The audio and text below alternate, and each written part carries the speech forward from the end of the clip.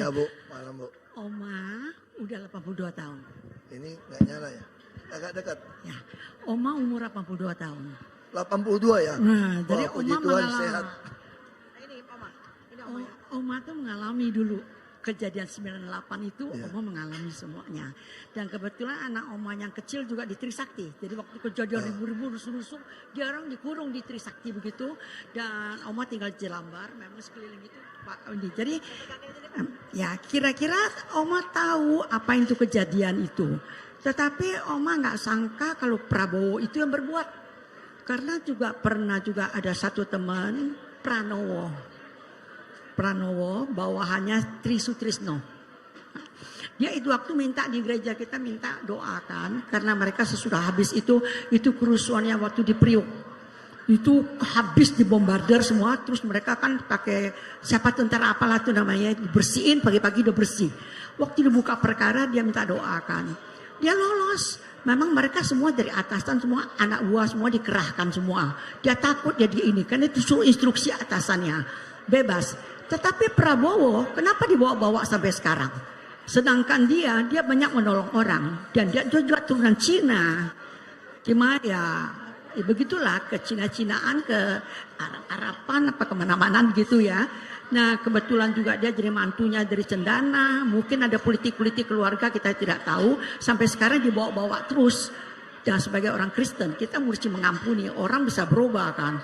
Ya, dan kita jangan sampai menyimpan dosa orang sampai semalam. Begitu firman Tuhan. Betul kan? Nah, jadi kalau kita sebagai orang Kristen tidak bisa mengampuni, tidak kasih orang berubah, selalu itikat jahat dituduh-tuduhkan begitu, rasanya enggak etis juga dalam firman Tuhan. Betul kan?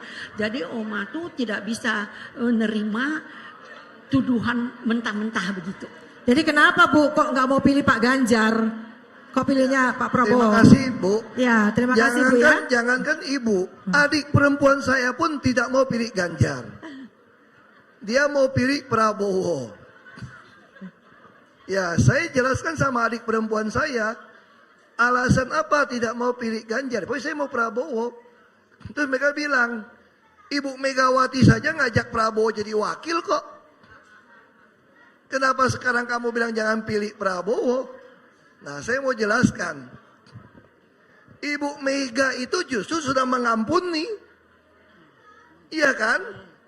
Tapi persoalan pilih presiden, kita tidak mau pilih orang yang sudah tidak sehat. Kita tidak mau pilih orang yang emosional. Kita tidak mau pilih orang yang tidak terbukti bisa kerja. Nah, ini presiden loh. Dan lagi pula kita khawatir kalau tiba-tiba Gibran yang naik. Nah itu dia yang saya bilang. Saya bilang kalau Gibran naik kan bagus. Nah itu yang saya bilang Bu. Ibu sih sudah 82 tahun saya nggak bisa berdebat sama ibu ya. Tapi presiden kalau cuma 2 tahun karakter teruji kalau ada kekuasaan. Sekarang saya mau tanya, di mana ada bukti Gibran bisa kerja selama wali kota? Terus ibu kira Pak Jokowi juga bisa kerja? Nah makanya kita bisa berdebat itu. Saya lebih tahu, makanya saya nggak enak ngomong depan umum. Tapi kalau ibu mau pilih Pak Prabowo pun itu hak ibu. Tapi saya mau sampaikan juga, tidak fair kalau kita pilih presiden bukan berdasarkan kemampuan kerja. Itu aja dasarnya. Ya, itu aja.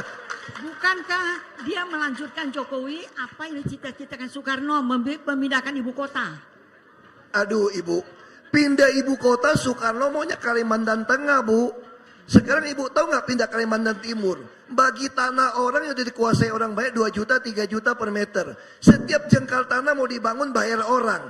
Orang itu siapa? Geng-geng semua.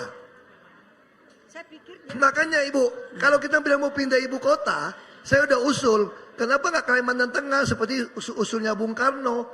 Tanahnya nggak usah beli. Kenapa mesti paksakan Kalimantan Timur? Kalau mau Kalimantan Timur pun kenapa nggak pakai saja Balikpapan sebagai ibu kota? Kenapa? Karena di Balikpapan itu Bu, tanah Pertamina itu ribuan hektar. Ribuan hektar. Tinggal kita kasih gratis.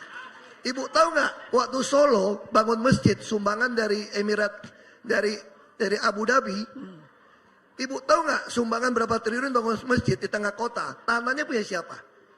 Kalau tanahnya 2 triliun punya bangunan, habis beli tanah, kalau tanah itu katakanlah 50 juta, 80 juta di tengah kota, kalau 1 hektar itu mau berapa ratus miliar udah habis. Ya kan? 1 hektar itu 10.000 meter. Kalau 80 juta itu berarti 800 miliar untuk beli tanah kan. Lagi mau cari tanah gitu gede di tengah kota, siapa yang punya? Kalau hektaran tanah siapa yang punya? Yang punya Pertamina. Saya suruh tanda tangan kasih gratis bangun. Pertamina punya negara. Nah sekarang sama kan, kenapa nggak mau balik papan? Kalau mau misalnya.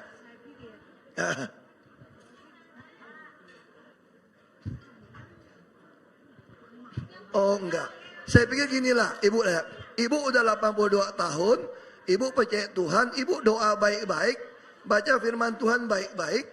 Keputusan ini mudah-mudahan Ibu panjang umur seperti kakek nenek saya. Nenek saya 98 tahun.